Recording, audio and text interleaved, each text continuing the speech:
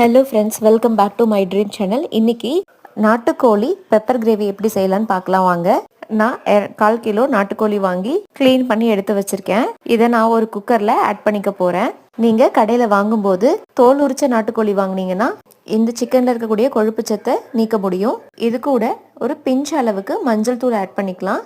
1/4 spoon மட்டும் கல்லுப்பு add பண்ணிக்கிறேன். 3/4 டம்ளருக்கு தண்ணி ஆட் பண்ணியிருக்கேன். நான் இன்னைக்கு செமி கிரேவி தான் செய்ய போகிறேன். குக்கரில் போட்டு 3 விசில் விட்டு எடுத்துக்கலாம். சைட் பை சைடு ஒரு வடைச்சட்டி வச்சு சூடானதுக்கப்புறம் நல்லெண்ணெய் ஆட் பண்ணிக்கோங்க. நல்லெண்ணெய் ஹீட் ஆனதுக்கப்புறம் நம்ம கடுகு உளுத்தம் பருப்பை ஆட் பண்ணிக்கலாம். கருவேப்பிலையும் ஆட் பண்ணிக்கலாம். பெரிய வெங்காயம் நான் குட்டி குட்டியாக நறுக்கி வச்சுருக்கேன், அதையும் போட்டு வதக்கிக்கலாம். இது கூட நான் ஒரு பச்சை மிளகாய் ஆட் பண்ணியிருக்கேன். வெங்காயம் ப்ரௌன் கலர் ஆகிற வரைக்கும் நம்ம வதக்கிக்கலாம். இது கூட 1 ஸ்பூன் அளவுக்கு இஞ்சி பூண்டு பேஸ்ட்டு ஆட் பண்ணிக்கலாம். இந்த இஞ்சி பூண்டோடைய பச்சை வாசனை போகிற வரைக்கும் கிளறி கொடுத்துக்கலாம். இஞ்சி பூண்டு வந்து நேச்சுரலாக இம்யூனிட்டி பூஸ்டராக இருக்கும். கெட்ட கொழுப்பு சத்தை கரைக்கிறதுக்கு இந்த இஞ்சி பூண்டு விழுது ரொம்ப ஹெல்ப்ஃபுல்லாக இருக்கும்.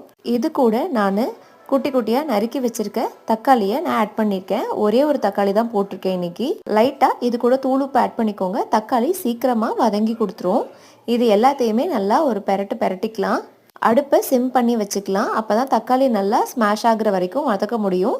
இப்போது நமக்கு குக்கரில் வேக வச்ச நாட்டுக்கோழி விசில் அடங்கி ரெடியாக இருக்குது. அதை நம்ம தனியாக எடுத்து வச்சுக்கலாம். தக்காளி இந்த அளவுக்கு நல்லா வதங்கினதுக்கப்புறம் இது கூட நம்ம 1 ஸ்பூன் அளவுக்கு கொத்தமல்லி தூளும் 1 ஸ்பூன் அளவுக்கு கரம் மசாலா தூளும் ஆட் பண்ணிக்கலாம்.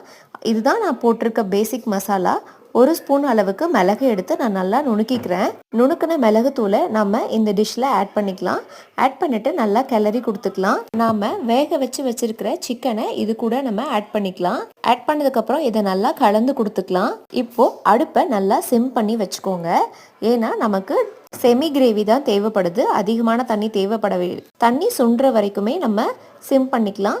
சுண்டினதுக்கப்புறம் கொத்தமல்லி தழை தூவி இறக்குனீங்கன்னா நாட்டுக்கோழி பெப்பர் சிக்கன் ரெடி ஆயிடுச்சு. நாட்டுக்கோழியில லீன் புரோட்டீன் தான் இருக்கு. அதனால மசில் கெயின் பண்ணணும்னு நினைக்கிறவங்களுக்கு இது ஒரு நல்ல புரோட்டீனா இருக்கும். இது லோ ஃபேட்டு, சீக்கிரமா ஜீரணம் ஆகும். அதனால குழந்தைங்க பெரியவங்க அவங்களுக்கு கொடுக்கலாம்.